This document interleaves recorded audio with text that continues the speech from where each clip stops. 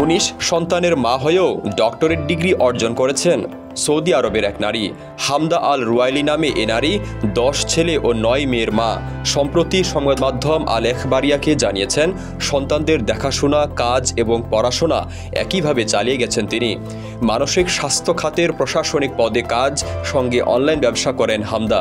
তিনি বলেন, দিনের বেলা সন্তানদের পরিচর্যা এবং কাজ করেন আর রাতের বেলা ব্যবসা ও পড়াশোনা চালান। হামদা আল রুয়াইলি জানিয়েছেন 43 বছর বয়সে পা দেওয়ার আগেই ব্যাচেলর, মাস্টার্স এবং ডক্টরেট ডিগ্রি অর্জন করেছেন তিনি।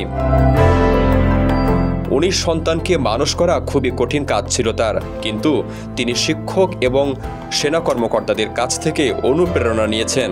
হামদা জানিয়েছেন তার সন্তানরাও পড়ালেখায় বেশ ভালো। তার এক মেয়ে এতটাই মেধাবী যে কিং আব্দুল আজিজ সেন্টার তার পড়ালেখার খরচ বহন করে।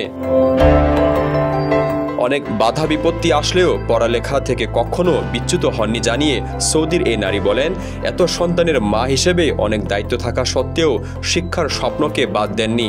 আল্লাহকে ধন্যবাদ, এই সাফল্যটা সহজ ছিল না, কিন্তু এটির পরিকল্পনা এবং পরিবারের সমর্থনের ফল। কারো কাছে স্বপ্ন পূরণ, কারো আনন্দের উপলক্ষ, আবার কারো জীবন পাল্টে দেওয়ার মুহূর্ত, কখনো জীবন বাঁচাতে সর্বোচ্চ গতিতে উড়ে চলা, কারো আবেগের শেষ মুহূর্ত, আপনজনের শেষ বিদায়ে শামিল হওয়া। এমন সব ইচ্ছে পূরণে সর্বনিম্ন ভাড়ায় দ্রুতগতির বাহন প্রবাসী হেলিকপ্টার। আপনার প্রয়োজনে যোগাযোগ করুন আমাদের হটলাইনে।